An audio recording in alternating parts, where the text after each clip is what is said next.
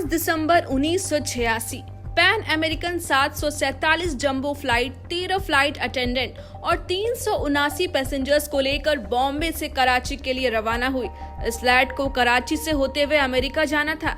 ये पहली बार था जब Bombay, Karachi, Frankfurt, New York route पर पैन एम फ्लाइट अपने नए ट्रेन किए गए केबिन क्रू को लेकर उड़ा था। इन सब की इंचार्ज थी महज 23 साल की निर्जा भनोट।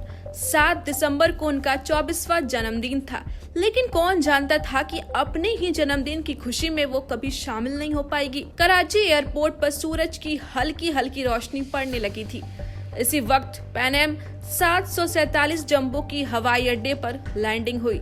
घड़ी में सुबह के 6 का वक्त था। पैसेंजर्स ने एयरक्राफ्ट में बोर्डिंग शुरू कर दी थी। वे सब इस खबर से अनजान थे कि अगले कुछ पलों में उनके साथ क्या होना है, और आखिरकार वो पल आ ही गया जिसे पूरी दुनिया आज पैन एम फ्लाइट 73 हाईजैक के नाम से जानती है। पर यह घटना उस 23 वर्षीय निर्जा के कारण ज्यादा जानी जाती है, जिसने फ्लाइट हाईजैक होने के दौरान आतंकियों से लोहा लिया और यात्रियों की जान बचाते हुए खुद के प्राणों की आहुति दे दी। दरअसल कराची में लैंड होने से पहले ही आतंकियों की एक टोली बॉम्बे से आने वाली फ्लाइट का कराची में इंतजार कर रही थी। पैसेंजर्स जो फ्लाइट में चढ़ रहे थे, तभी एक तेज रफ्तार वैन एयरक्राफ्ट के पास आई। इस वैन को इस तरह से मॉडिफाई किया गया था ताकि यह कोई एयरपोर्ट सिक्योरिटी व्हीकल लगे, ताकि किसी को शक ना हो। इस वैन से 4 आतंकी बाहर आए।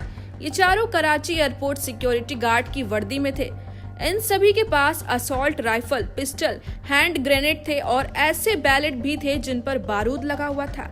अबू निदाल संगठन के इन 4 हथियारबंद फलिस्तानी आतंकियों का मकसद था साइप्रस और इजराइल की जेलों में कैद फलिस्तानी कैदियों को हाईजैक प्लेन के दम पर छुड़ाना। हथियारबंद आतंकियों को सीढ़ियां चढ़ते देख निर्जा भनोट ने तुरंत इंटरकॉम पर पायलट और उसके क्रू को स्पेशल कोड में प्लेन में घुस रहे आतंकियों के बारे में सब कुछ बता दिया। नतीजा ये हुआ कि आतंकियों के कॉकपिट में पहुंचने से पहले ही निर्जा के तुरंत एक्शन लेने और प्रेजेंस ऑफ माइंड की वजह से पायलट और उनके फ्लाइंग क्रू कॉकपिट में ही मौजूद इमरजेंसी गेट से निकलने में कामयाब रहे, जिससे प्लेन को उड़ाने वाला कोई नहीं रहा और आतंकियों के मंसूबों पर पानी फिर गया। प्लेन हाईजैक होने के दौरान भारत, अमेरिका, पाकिस्तान और मैक्सिको के नागरिकों सहित 51 यात्री या तो मारे गए या घायल हो गए।